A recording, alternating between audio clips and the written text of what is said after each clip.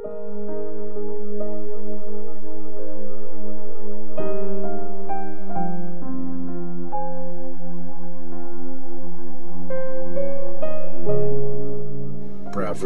chapter 16. Si Lord ang magde-decide. Nagpaplano ang tao, pero si Lord ang may final say dito. Akala ng tao, lahat ng ginagawa niya tama, pero alam ni Lord kung ano talaga ang nasa puso niya. Ipagkatiwala mo kay Lord ang mga ginagawa mo, at gagawin niyang successful ang mga ito. May purpose si Lord sa lahat ng ginawa niya. Yung masasama, ginawa niya para wasakin. Galit na galit si Lord sa mayabang. Yung ganong tao, siguradong paparusahan. Pagmahal mo ang Diyos at tapat ka sa Kanya, patatawarin ang kasalanan mo.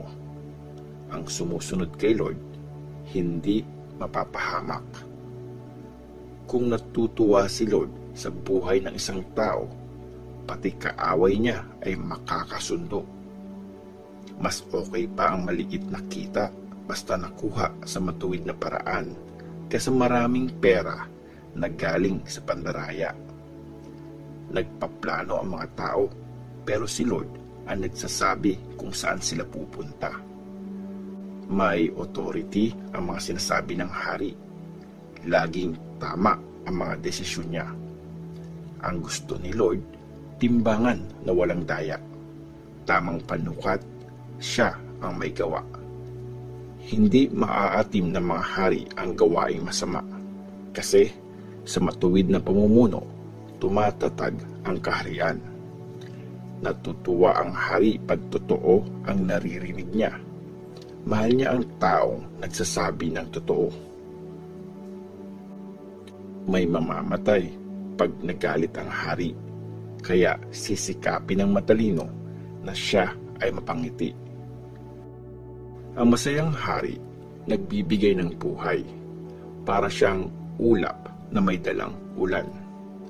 Talagang mas mahalaga sa gold ang maging marunong. Mas importante pa sa silver ang maging matalino. Ang taong matuwid, umiiwas sa daan ng masama. Ang lumalakad ng maingat, hindi napapahamak. Ang nagyayabang, sure na mawawasak. At ang nagmamataas, sure na babagsak. Mas mabuting maging humble at mahirap kesa makihati sa yaman ng mayayabang. Ang nakikinig sa tinuturo ay magiging successful. Ang nagtitiwala kay Lord, magiging masaya. Matalino ang isang tao kung magaling siyang magdesisyon.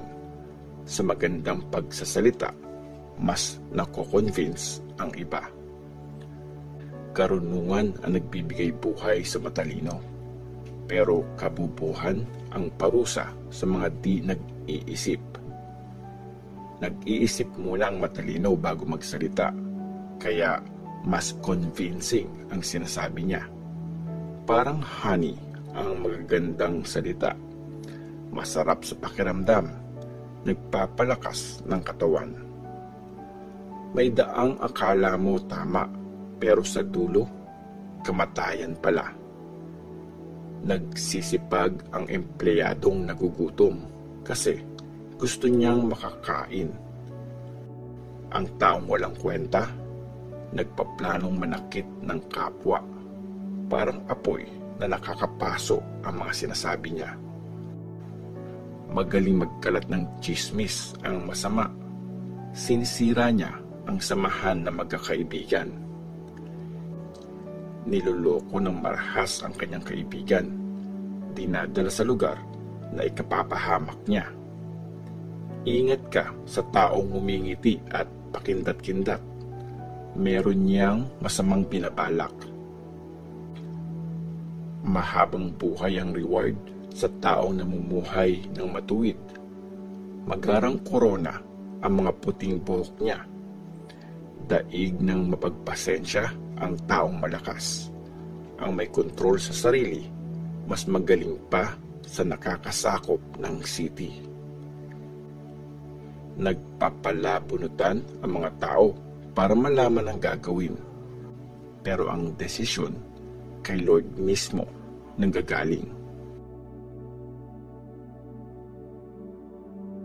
Proverbs chapter 17. Alam ni Lord ang nasa puso ng tao. Mas okay pang kumain ng tirang pagkain ng may peace of mind kaysa sa malaking handaan, puro away naman. Ang madiskarteng alipin magiging mas mataas sa kahiyahiyang anak ng boss niya. Tatanggap siya ng mana na kagaya ng sa mga anak. Apoy ang ginagamit para maging pure ang silver at gold. Si Lord naman ang tumitingin kung malinis ang puso ng tao. Nakikinig ang masama sa mga mapanirang salita. Pinapakinggan ng sinungaling ang kapwa niya sinungaling. Pag nilalait ang mahirap, insulto yun sa Diyos na nag-create sa kanila. At ang natutuwa sa paghihirap ng iba, sure na paparusahan. Pride ng mga lolo at lola ang mga apo nila. Ang mga anak naman, proud sa magulang nila. Hindi bagay sa bobo ang magsalita na parang matalino. Lalong masama kung magsisinungaling ang taong nire-respeto. Sa tingin ng iba, ang suhol ay parang magic. Akala nila makukuha mo lahat basta may pansuhol ka. Tumitibay ang pagmamahal pag nagpapatawad, pero pag laging inuungkat ang mali, nasisira ang pagkakaibigan. Natututo ang matalino sa isang saway lang, pero sa bobo, walang epekto kahit 100 palo. Laging nagre-rebelde ang masama, kaya malupit na parusa ang ipapadala sa kanya. Mas mabuti pang makasalubong ang bear na inagawan ng anak kesa sa taong di nag-iisip na busy sa kabubuhan niya. Pag ginantihan mo ng masama ang mabuti, sa bahay mo, laging may masamang mangyayari. Parang maliit na tagas ang simula ng gulo. Bago lumaki, ayusin agad ito. Pag pinarusahan mo ang matuwid at pinalaya ang masama, diyan galit na galit si Lord. Bakit gagastos pa ang bobo para tumalino kung di naman siya nakakaintindi? Ang kaibigan, laging nagmamahal. Ang kapatid naman, sasamahan ka pag may problem ka. Ang taong di nag-iisip ay mangangako na siya na magbabayad sa utang ng iba. Ang taong mahilig sa masama, mahilig makipag-away. Ang laging nagyayabang, naghahanap ng gulo. Hindi uunlad ang taong baluktot mag-isip. Puro masama ang mangyayari sa taong sinungaling.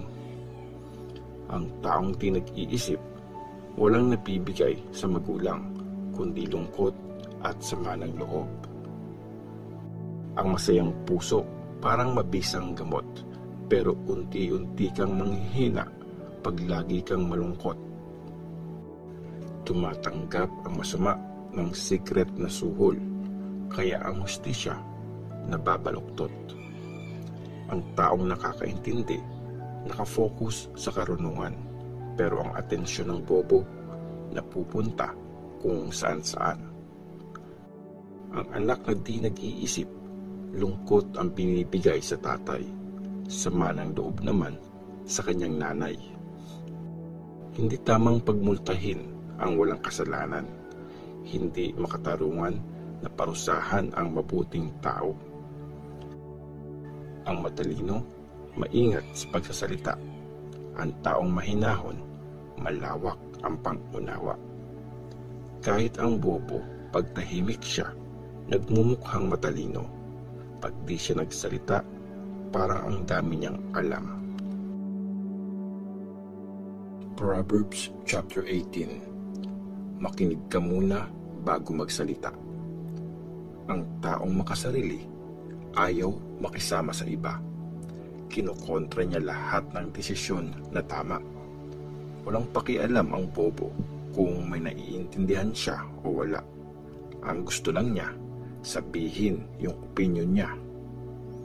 Pag may ginawa kang masama, aayawan ka ng mga tao. Pag gumawa ka ng kahiya-hiya, hahamakin ka. Parang malalim na dagat ang mga salita ng tao. Parang batis na bumubukal ang karunungan dito. Hindi tama na kampihan ang masama at ipagkait ang hustisya sa gumagawa ng tama. Ang salita ng siraulo nagsisimula ng gulo. Pag nagsalita siya, parang gusto niyang masaktan. Pinapahamak ang bobo ng sarili niyang salita. Nahuhuli siya sa mga sinasabi niya. Sobrang sarap ng chismis. Lahat ng tao gusto yung kainin. Ang taong tamad magtrabaho, pareho na mapanirang tao. Si Lord ay parang matibay na tore.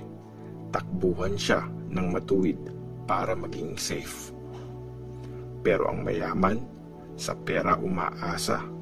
Feeling niya, matatag na pader yun na nagpo-protect sa kanya. Ang nagyayabang, sure na mawawasak. Itataas naman ang may mababang kalooban. Makinig ka muna bago ka magsalita para di ka mapahiya at magmukhang walang alam. Ang may malakas na kalooban, matatag kahit may sakit. Pero pag humina ang loob niya, di na niya kakayanin. Ang matalino, gustong-gustong matuto. Laging excited, madagdagan ang nalalaman. Magdala ka ng regalo, haharap sa'yo kahit sino. Makakausap mo pati mga importanteng tao. Sa isang kaso, iisipin mong tama yung unang nagsalita hanggat di pa siya kini-question ng nasa kabila. Pag parehong malakas ang magkalaban, ang desisyon pwedeng sa toss coin idaan. Ang kaibigan na nasaktan, mas matigas pa sa matibay na pader ng city. Ang pagtatalo parang matibay na kandado sa pinto ng palasyo. Makukuha mo ang bunga ng mga sinabi mo, bawat salitang binitawan mo.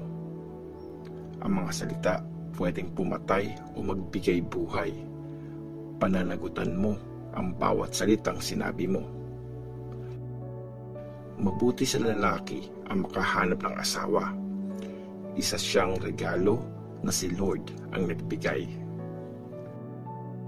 Ang taong mahirap, laging nakikiusap. Pero kung sagutin sila ng mayaman, laging magaspang. May mga kaibigan na hindi tumatagal, pero meron namang mas loyal pa kesa sa kapatid.